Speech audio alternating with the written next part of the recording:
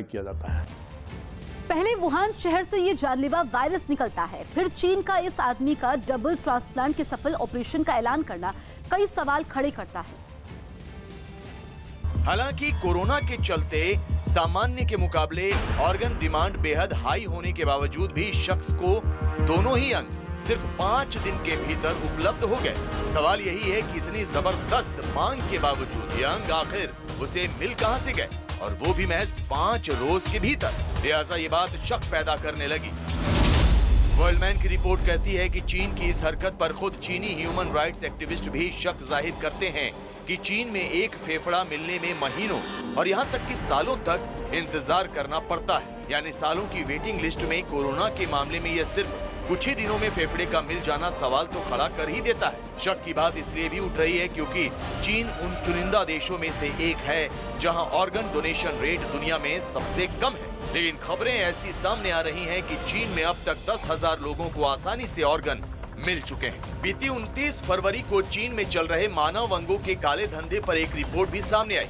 Report में दावा किया गया है कि चीन में डिटेंशन कैंप में बंद वीगर मुस्लिमों के दिल, गुर्दा, लीवर, फेफड़े, आंखें और यहाँ तक कि खाल भी निकालकर काला बाजार में बेची जा रही हैं। वीगर मानवाधिकार कार्यकर्ता अब्दू वेली अयूब के दावे पर गौर करें तो डिटेंशन सेंटर में चीन की सेना वीगर लोगों पर गैर इंसानी रवैया अख्तियार करती है। लेकिन कोरोना की महामारी की वजह से अब डिटेंशन सेंटर्स में बड़ी तादाद में ऑपरेशन करके वीगर मुसलमानों के अंग निकाले जा रहे हैं। साफ है कि कोविड-19 से बचने की जंग अब शक के दायरे में आ चुकी है। सेना ने गुरेज घाटी में फंसे 160 लोगों को एयरलिफ्ट किया। सेना ने जम्मू कश्मीर की गुरेज घाटी में भारी बर्फबारी में फंसे 160 लोगों को एयरलिफ्ट करके बचाया। एयरलिफ्ट किए गए लोगों में कई बीमार लोग और छात्र भी मौजूद थे।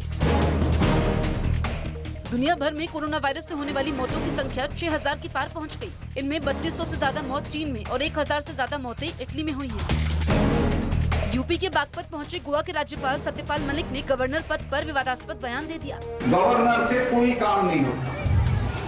कश्मीर में तो जो गवर्नर होता है अक्सर वो दारू पीता है और गोल्फ खेलता है। बाकी जगह जो गवर्नर होते हैं वो आराम से रहते हैं, किसी झगड़े में पड़ते नहीं।